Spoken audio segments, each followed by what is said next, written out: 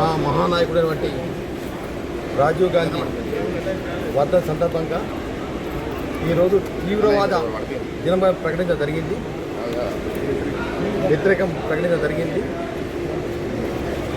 మరి మా ప్రధానమంత్రిగా ఉన్న ఇందిరాగాంధీ గారిని కూడా తీవ్రవాదులు కుట్రపెట్టుకున్న తర్వాత వారు ప్రధానమంత్రి పదవి చేపట్టిన తర్వాత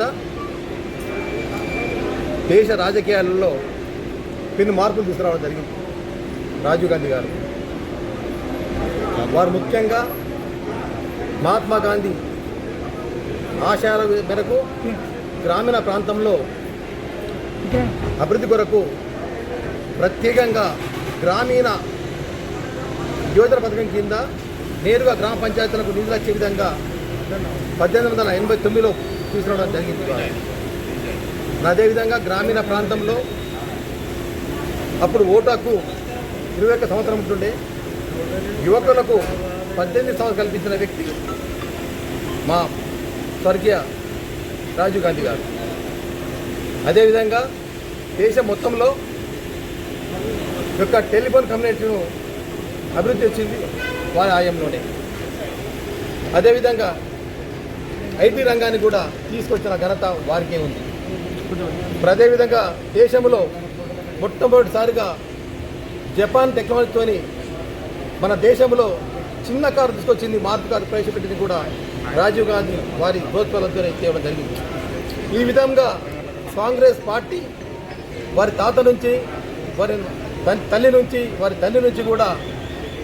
తల్లి నుంచి అనేక కార్యక్రమాలు చేసి ఆ రోజు 1991లో తమిళనాడులోని పెరంబత్తూర్ జిల్లాలో తీవ్రవాదులు పుట్టన పెట్టుకున్నారు.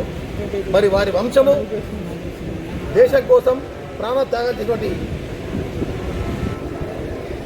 వారి నాయకులు, వారి కుటుంబం, కాంగ్రెస్ కుటుంబంలో మరి ఈ విధంగా వారి దేశానికి ఎన్నో సేవలు చేసి మరి సుమారు 20 సంవత్సరాలు అవుతుంది.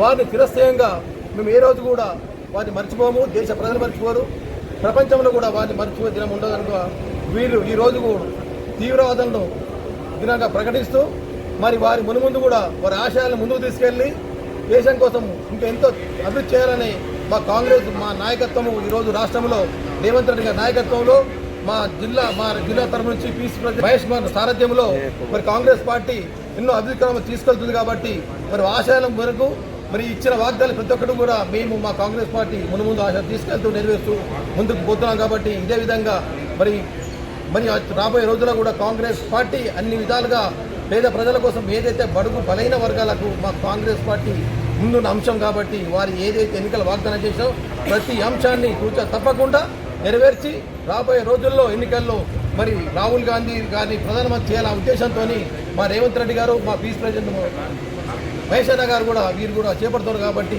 దానికి అనుగుణంగానే మా జిల్లా నాయకులందరూ కూడా ముక్తఖండంగా ఈరోజు రావడం జరిగింది. దాంట్లో భాగంగా ఈరోజు నగర కాంగ్రెస్ అధ్యక్షుడు రామకృష్ణ గారు, మా నగర నూతనంగా ఎన్నికటువంటి మేయర్ ఉమారాణి గారు కూడా రావడం జరిగింది. మరి ఈ విధంగా కాంగ్రెస్ ముఖ్య నాయకులందరూ కూడా రావడం జరిగింది. కాబట్టి మరి కాంగ్రెస్ పార్టీ ఆశయాలను కూడా ఈ విధంగా మనం ముందుకు కొనసాగించాలని కోరుకుంటూ నేను మరొకసారి సెలవు తీసుకుంటాను.